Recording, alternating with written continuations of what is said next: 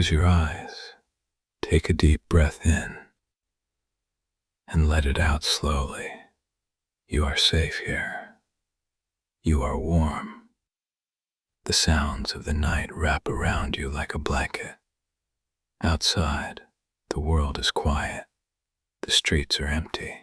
The houses are dark. But in the spaces between, in the shadows where the street lights don't reach, that is where the stories live. Tonight's story takes us to an attic, where a door has been waiting for someone to find it.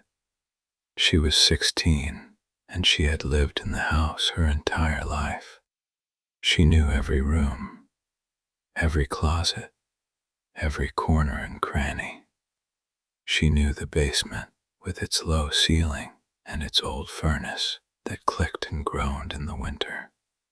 She knew the attic with its slanted ceiling and its stacks of boxes and the old furniture that her parents had never thrown away. She had been up there 100 times looking for things she had lost or things she had forgotten, or just because the attic was a quiet place to think. A place where the world below fell away and there was only the sound of rain on the roof and the creak of old wood. But she had never seen the door before. It was small, about 3 feet high, set into the wall at the far end of the attic, behind a stack of boxes that she had never moved. She found it on a rainy Saturday when she was looking for her old bike helmet, and she moved the boxes aside, and there it was. A small wooden door with a brass knob, painted white. The paint cracked and peeling in the way that old paint does. It was not a door to anything she knew of. The attic was at the top of the house, and there was nothing behind that wall but the roof and the sky. She was sure of it. She turned the knob. The door opened. Behind it was a room. A small room with a low ceiling and walls covered in wallpaper with tiny blue flowers. There was a bed in the corner, a child's bed, with a wooden frame and a mattress covered in a quilt of blue and white squares. There was a nightstand next to the bed with a lamp on it, a small lamp with a shade that was slightly yellowed. There was a dresser against the wall with a mirror above it, and the mirror was dusty but still reflective, and she could see herself in it. A 16-year-old girl with dark hair and wide eyes looking at a room that should not exist. The room was frozen in time. Everything was clean but aged, as if someone had dusted it every day for decades but never changed a thing. There were toys on the floor, a wooden train set and a teddy bear and a doll in a blue dress. There were clothes hanging in a small closet, a child's clothes, dresses and skirts, and a school uniform that looked like it was from the 1950s. There was a bookshelf on the wall with children's books, the kind with hard covers and faded illustrations. And next to the books there was a diary. It was small, with a blue cover and a clasp that held it shut. She picked up the diary and opened it. The handwriting was neat and careful. The kind of handwriting that a child is taught in school, precise and measured. The first entry was dated 1952, and it began with the words, "My name is Clara, and I am 7 years old, and this is my diary." She read the entries. Clara wrote about her days, about school and friends and the things she did in this room. She wrote about her parents, about the things they said, about the way her mother hummed while she cooked, and the way her father read the newspaper by the fire. She wrote about the attic, about the room she loved, about the toys she had, and the books she read, and the dreams she had at night. She kept reading. The entries went on year by year, Clara growing older, the handwriting changing, becoming less careful and more hurried. And then the entries changed. Claire started writing about things that the woman recognized. She wrote about a girl who lived in a house with a slanted ceiling and a room behind a small door. She wrote about a girl who found the diary and read it. And she wrote about the girl's life, the things she did and the things she thought and the things she felt. She wrote about the girl's school and the girl's friends, and the girl's parents, and the girl's dreams. She wrote about things that had not happened yet. The woman sat on the bed and read. The diary described the morning she had woken up late and argued with her mother about breakfast. It described the fight she had with her best friend at school last week. It described the book she was reading, the one on her nightstand at home, the one she had started 2 days ago.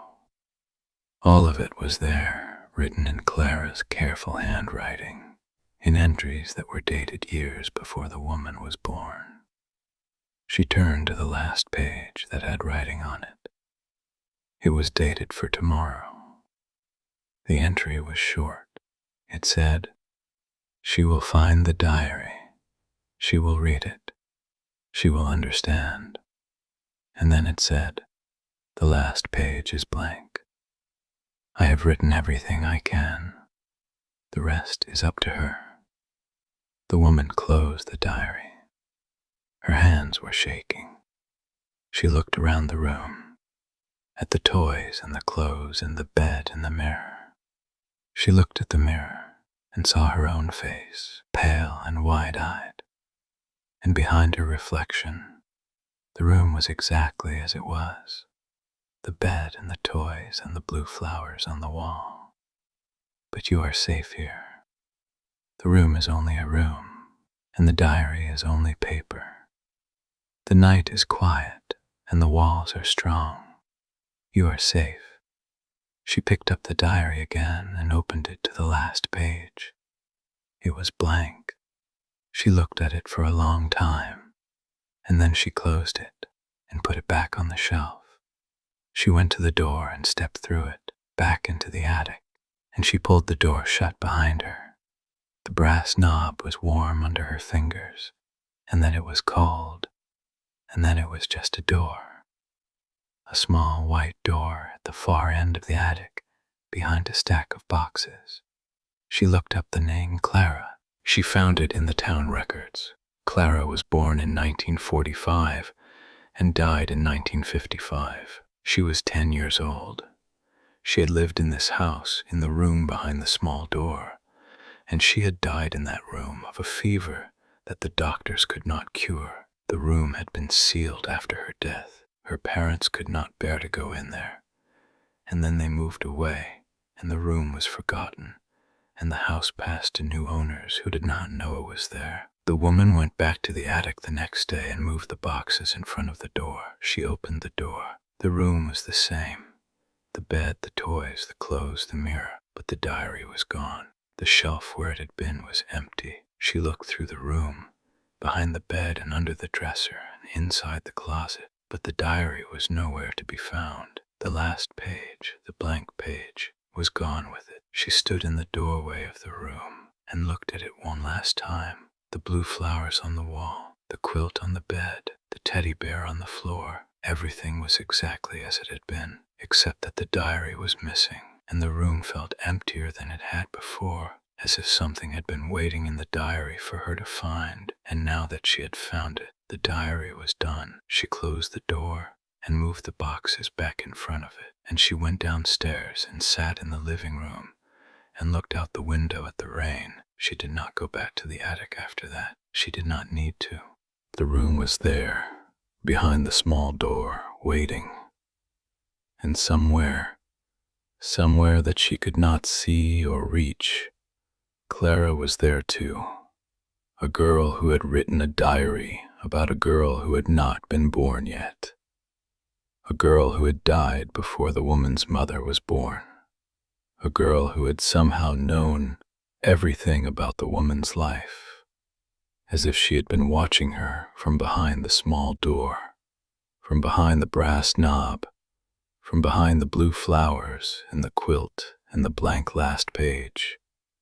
And the woman wondered, sometimes, late at night when the house was quiet and the rain was falling on the roof, if Clara was still writing, if somewhere, in a room that did not exist, behind a door that should not be there, a diary was being filled with new entries.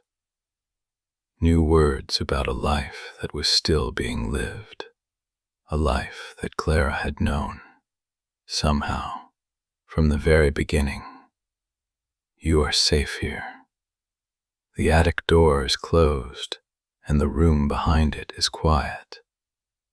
The diary is gone, and the words are only words. Close your eyes. Let the darkness hold you. Sleep well.